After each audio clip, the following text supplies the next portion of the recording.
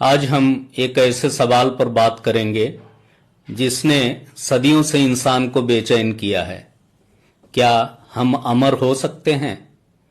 इसका जवाब किसी रहस्यमयी गुफा में नहीं, बल्कि हमारे शरीर की सबसे छोटी इकाई कोशिका में छिपा है। हमारा शरीर खरबों कोशिकाओं से बना है। हर दिन लाखों कोशिकाएं मरती हैं और नई बनती हैं।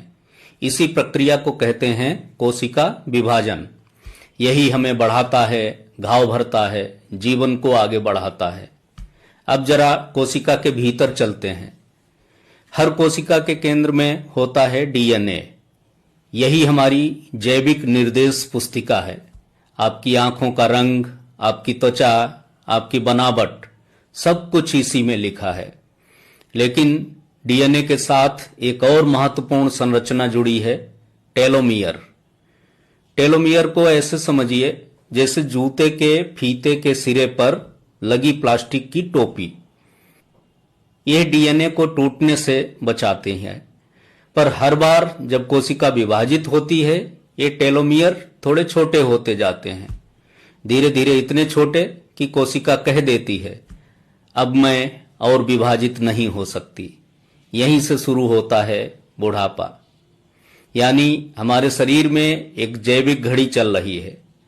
अब सोचिए, अगर ये घड़ी रुक जाए तो? यहीं आता है एक रोचक मोड़। कुछ कोशिकाएं, जिन्हें हम कैंसर सेल कहते हैं, इस नियम को तोड़ देती हैं। वे एक एंजाइम सक्रिय कर लेती हैं जो टेलोमियर को छोटा होने से रोकता है। परिणाम, लगातार विभाजन, लगभग अमर कोशिकाएं। लेकिन यह अमरता संतुलित नहीं होती। यह शरीर को नष्ट करने लगती है। यानी प्रकृति हमें एक संदेश देती है, सीमा सुरक्षा है, सीमितता संतुलन है। अब बात करेंगे स्टेम सेल की। ये विशेष कोशिकाएं हैं जो शरीर की मरम्मत करती हैं। इनमें टेलोमियर को बनाए रखने की क्षमता अधिक होती है, इसलिए ये लंबे समय तक सक्रिय रहती हैं। पर फिर भी पूरा शरीर अमर नहीं बनता, क्योंकि संपूर्ण तंत्र सीमित है। तो निष्कर्ष क्या है?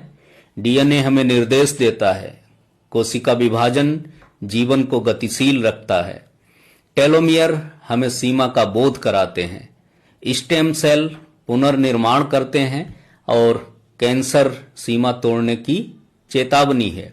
शायद प्रकृति ने अमरता नहीं दी, क्योंकि अनंत शरीर नहीं, अनंत प्रवाह महत्वपूर्ण है। व्यक्ति सीमित है, पर जीवन का चक्र अनंत है। यदि हम टेलोमियर को बचाने में सफल भी हो जाएं, तो क्या होगा कि वो कैंसरस सेल होंगी और पूरे शरीर में कैंसर विकसित होने लगेगा। तो सवाल ये नहीं कि हम कितने लंबे समय तक जिएंगे। सवाल ये है, जब तक जिएंगे क्या हम संतुलन में जिएंगे? धन्यवाद। फिर मिलेंगे एक नए विचार के साथ। जानकारी अच्छी लगी हो तो एक लाइक तो बनता है, और हो सके तो शेयर भी करें, ताकि ये जानकारी आगे भी प्रसारित हो।